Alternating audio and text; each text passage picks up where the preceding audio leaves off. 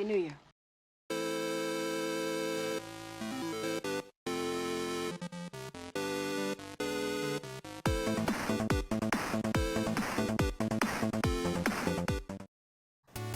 Oh hey, I didn't see you there. Yeah, I was just sitting here enjoying some leftover eggnog, warming up by the fire. It's times like these at the end of the year I start to really appreciate what I have. I'm really grateful for my friends and my family.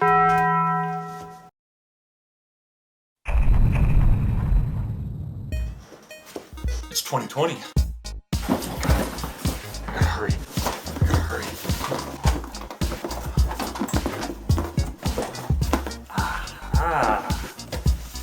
It just turned 2020 about 5 seconds ago.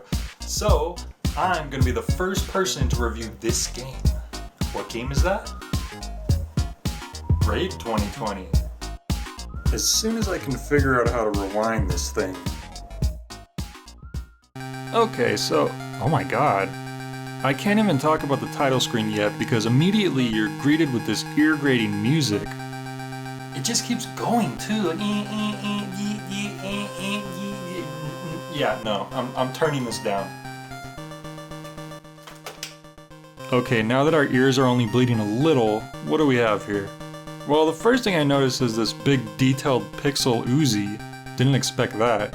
To the left we have this random slogan, "Winners fight drugs." Now I've seen retro games say stuff like "winners don't use drugs" in the past, but this one takes it to a whole new level. Nah, just not doing drugs isn't good enough anymore. Not in the year 2020. We gotta fight the drugs. Raid 2020 makes narc sound like a wimp. At the bottom left of the screen we have the evil drugs in question, including what I can only assume are arsenic pills, poisonous blue condoms, and lines of coke. Yeah, I'm barely at the title screen and I'm already seeing a lot that I never expected to see in an NES game. And by the same publisher who made the Bible games, no less. Alright, let's just get into this. AD 2020, a plague of narcotics transcending the bounds of race, economy, and time. Oh, okay, never mind then, I guess. Mission briefing. You must rid the pier of all drug dealers. Get to the boat. Okay, cool. Yeah, the game just gives you a few seconds to read the opening plot synopsis before slapping you with the mission briefing screen and then throwing you right into the game. The story was actually getting me intrigued too. Drugs that transcend the bounds of race, economy, and time? What happens next? Anyway, we don't have time for that because immediately we're surrounded by enemies. Yeah, we're the creepy dude in the trench coat who looks just as suspicious as the drug dealers. Jeez, I gotta stop and explain the controls because they're really weird. So pressing the D-pad left and right works as you'd expect, but when you press up and down it puts you in this awkward diagonal path that automatically sends you left or right depending on if you're heading north or south. They also decided that you can't move vertically and horizontally at the same time for some reason. You have a weapon which can only fire one slow projectile on the screen at a time, a second shot making the first one disappear before it reaches very far, and a strange jump that starts quickly and then slows down before it hits its apex. On top of all this, they decided to make your weapon the A button and jump the B button. Whoever programmed this must have been on drugs. So I've been in this warehouse looking place trying to get the hang of the controls and I noticed this thing up here. It looks like a gun, but it seems to turn and follow me wherever I go. Is it actually like a camera? Well, I guess I better get out of here and continue the game. So back out on the pier, our mission is to take out these drug dealers and pick up any evidence along the way. The drug dealers are hardly the main issue here though, as the pier is overrun by birds that insist on attacking and crapping all over you, both dealing damage. But even worse are these tomato bombs that are just scattered all over. You have a pretty large health bar, but these tomatoes will kill you instantly if you step on them, which happens fairly often due to the strange controls. These things will probably kill you more than anything, but hey, look at the bright side. At least you get to read a little more of the game's story every time you get a game over. But wait a sec, I found this jetpack. But the jump button isn't doing anything. Does this thing even work? Maybe it just automatically lets you float over the bombs? Nope, that's not it. So what's the deal here? Oh, okay. So you have to hold up until you hit the top of the screen, and then you'll keep flying up past everything. It didn't really seem like it was working. In fact, if you're below a door, this doesn't work at all because pressing up is also how you enter into them. Sometimes your lack of a jump button can even trap you in between enemies and death. And speaking of dying, why does it seem like the enemies spawn completely randomly every time I start a new run? Like, now I'm dealing with flies here in the warehouse? Wait, I can ride on top of them? Wait, that actually was a gun? Okay, so the power-ups apparently just turn to look at you like a spooky Halloween painting whenever you go to either side of it. Okay, got it, cool. Not that the power-ups are always worth picking up anyway. I mean, look at this one. This is hardly a weapon at all, it's like a pacifist designed it. This one door leads to a secret area which can gain you an extra life, but the platforming is so bad in this game that you'll probably just end up losing all your lives trying to get it. The jetpack is a must-have if you even want to attempt it, and isn't it weird how the extra lives in this game is just your full character sprite? Usually in a game it's like your character's head or maybe like a miniature version of your character, not like a complete clone. So yeah, the controls don't make it very easy to progress, but if you can manage to reach the jetpack, it's a pretty simple path to the end. Just be careful, cause just as with the weapon power-ups, if you get hit a few times you'll lose your jetpack. Yep, now you just gotta deal with these speed biker drug dealers and then enter the boat shop. Next mission. Good job, Shadow. Drug trafficking activity has decreased, but the pier is still infested with dealers. Go save our pier. What? No. Please tell me this isn't the only level in the game. Well, it isn't. But it took me about 4 times running through it before I realized it. The thing is, you gotta defeat every type of drug dealer without getting a game over, or else it'll make you play the Pier stage over and over again. The main problem with this is that the game doesn't decide to load every type of enemy every time you play.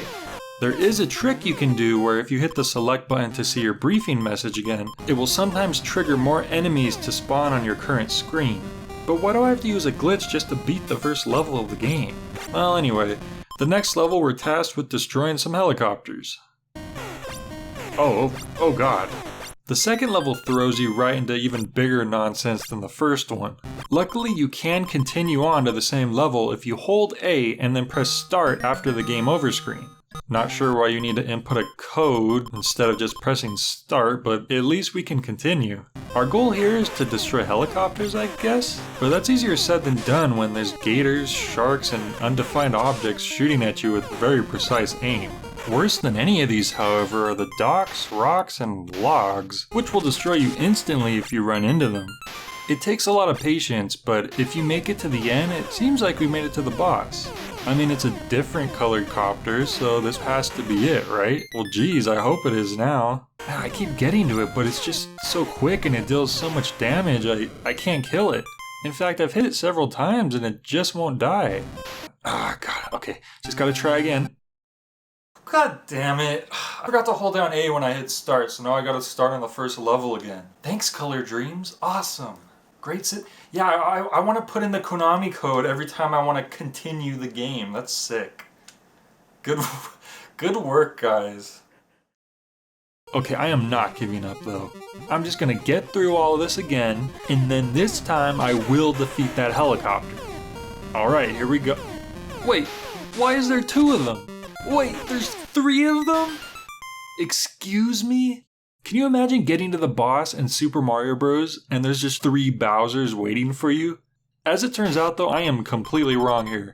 The black copter isn't the boss.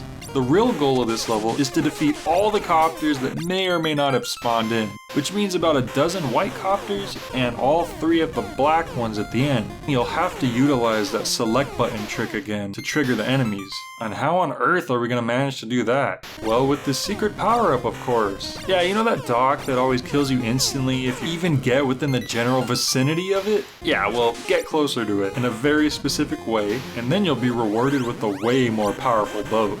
Yeah, it's slower, but the attack is way better, and it actually makes the level possible to beat. Come on. See? Took a few tries, but I actually managed to take out all... What? Okay, so I beat all the enemies, and then they sent a wall of insta-kill logs at me as a reward? That is sadistic. The next mission takes place in Technopolis? Technopolis. Okay, now this is starting to feel like 2020. They even have a futuristic McDonald's. It's basically a much harder version of the first level, this time making you deal with cyborg drug dealers, insta-kill robot trains, and insta-kill lightning. Great. Oh, and a single worm, who I assume is also a drug dealer? You can get this spaceship power-up which helps a lot, except insta-kill things still kill you in one hit. Wait, I started the level with the ship? Yeah, if you don't get hit 3 times but you die, you'll keep the ship instead of losing it. I don't think I've ever seen any game do that before. Also, there's one enemy that's just a clone of your own ship, and no, it's not a 1-up. So anyway, there isn't really much else to say about this level except that it's really hard not to die, and also you have to destroy every single robot to escape the infinite level loop, so just do all that and you're golden. Next we're tasked with piloting the Cesar 1 ship to New LA and find Pitbull himself. And every time I think a level can't possibly start more hectically than the last one, the game tops itself. So yeah, suddenly you're like in this space shooter game, but really this is a boss battle, with your main task to destroy Pitbull's evil drug satellite from projecting drugs right into the brains of people around the world. Or something like that. I'm not sure why we have to go into space just to fly to Los Angeles, but whatever. So yeah, your goal here is to simply destroy the satellite, which is easier said than done. It moves around super quickly and can chip away at your health even faster. There's also tons of other objects flying around trying to kill you as well, some of which are of course insta-kills. And besides that, the boss itself takes like 1,000,000 hits to kill. Your best strategy here is actually to ignore the boss target and instead go after these spinner things which drop 2 hearts when you destroy them. The idea here is to collect as much health as you can to counteract the damage you're constantly taking. Because fun fact, you can actually stack health in this game far beyond what's shown on your screen. Apparently you're able to get as high as 255 hearts. Double fun fact is the same amount of rupees that you can get in Zelda due to the memory limits on the NES. Just keep collecting health and your stray bullets should hit the boss once in a while, eventually taking it out for good. This leads you to the final level, Pitbull's Lair. It's another side-scrolling segment with even more advanced cyber drug dealers, turrets blasting at you from every direction, and this requirement of having to find both a hidden key and a computer card in order to progress to the final boss. But at least the explosive tomatoes aren't back. They're blueberries this time. Explosive blueberries. Awesome. The main room is already one of the hardest parts of the game, but even more annoying are these caverns you need to navigate to find the key. It's a literal maze with plenty of dead ends, and even the correct path is no stroll in the park. But if you manage to make it through this deadly main room, find the computer card, navigate through the cave maze, find the key, and return to the deadly main room, and find the final door, then you can face off against the final boss. Okay, I put all this effort in, not that the game deserved it, but let's do this. Final boss time.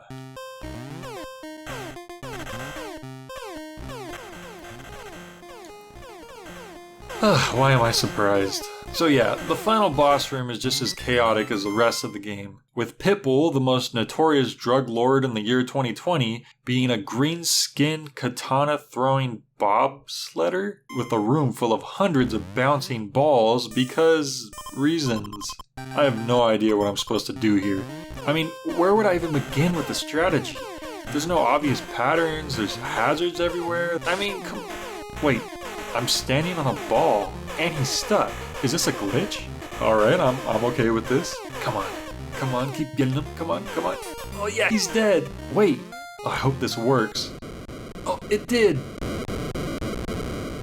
Congratulations, Shadow, you have overcome the treacherous obstacles and destroyed Pitbull's evil drug empire. Your success will carry us into a new height in our fight against drugs. Remember, winners need no drugs. Well then, I guess that's that. So, Raid 2020. At first I didn't think it was that good. The controls are abysmal, the level design is half-baked, and the game is so unstable and glitchy it feels like it's gonna fall apart at any second. It's not a great game to start off 2020. But hey, at least I destroyed all the drug dealers on the planet. So with that duty out of the way, we can review a good game next time. And that being said, Happy New Year, Happy Late Christmas, and thanks again to all of you for watching. And hey, after that, 2020 can only go uphill from here. Help! Help! Please!